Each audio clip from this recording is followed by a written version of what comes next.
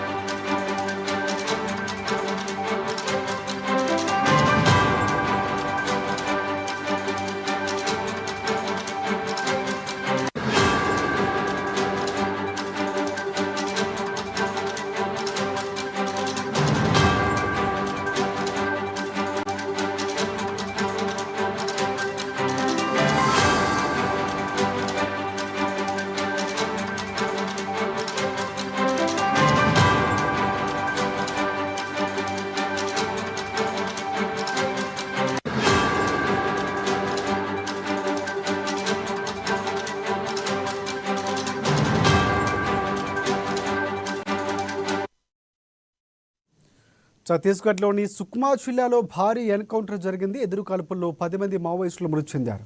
ఇక కొంటాలోని బెడ్జీ ప్రాంతంలో ఈ ఎన్కౌంటర్ జరిగింది. ఘటనా స్థలంలో 3 ఆటోమేటిక్ ఆయుధాలతో సహా పలు ఆయుధాలు భద్రతా బలగాలు స్వాధీనం చేసుకున్నాయి. ఇక దీనికి సంబంధించి పూర్తి అప్డేట్స్ అందించేందుకు ఖమ్మం నుంచి మా ప్రతినిధి ఉపేందర్ మనకి ఫోన్ లైన్లో సిద్ధంగా ఉన్నారు. ఉపేందర్, చెప్పండి. రాజశేఖర్, ఛత్తీస్గఢ్ రాష్ట్ర సుక్మా జిల్లాలో భద్రతా బలగాలకు నక్సలైట్ మధ్య తెల్లవారుజామున 6 గంటలకు ఎదురు కాల్పులు జరిగాయి. ఈ కాల్పుల్లో 10 మంది నక్సలైట్స్ మృతి చెందినట్టుగా మనకి కీలకమైన సమాచారం లభించింది.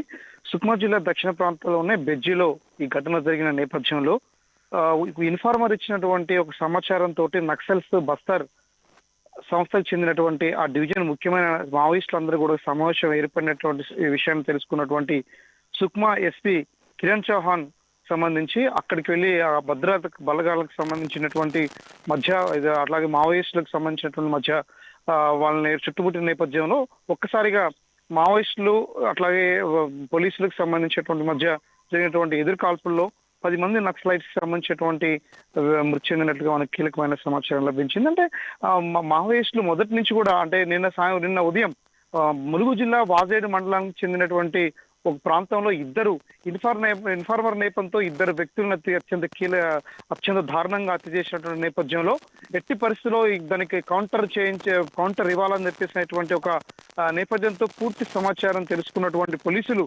ఒక్కసారిగా ఆ మావోయిస్టుల క్యాంపుపై దాడి చేసి తెల్లవారుజామున 5:30 నుంచి 6 గంటల మధ్యలో కాల్పులు జరిగినట్టుగా మనకి స్పష్టంగా సమాచారం లభించింది.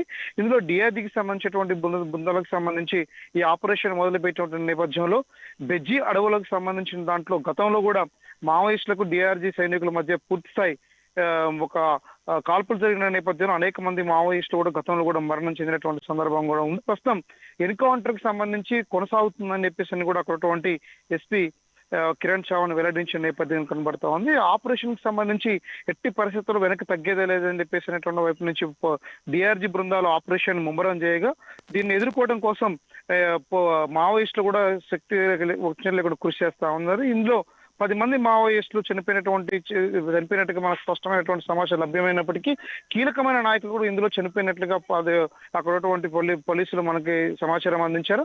అంటే అక్కడ ఈ చనిపోయినటువంటి వాళ్ళ పేర్లు వివరాలు పూర్తి స్థాయిలో ఇంకా వెల్లడించకపోయినా సరే అక్కడ ఈ చనిపోయినటువంటి మృతదేహాలకు సంబంధించి 10 మంది ప్రస్తుతం చనిపోయినట్టుగా మృతుల సంఖ్య కూడా పెరిగే అవకాశం ఉందన్నటువంటిది కూడా అక్కడ ఉన్నటువంటి ఎస్పీ మనకి సమాచారం అందించారు. దీని నేపథ్యంలో ఇక్కడ ఉన్నటువంటి నక్సలైట్ వద్ద నుంచి కూడా కొన్ని AK-47 తో పాటు కొన్ని ఆటోమేటిక్ ఆయుధాలతో సంబంధించినటువంటి మారణ ఆయుధాలు కూడా కొన్ని స్వాధీనం చేసుకున్నట్లుగా మనకి సమాచారం లభించింది.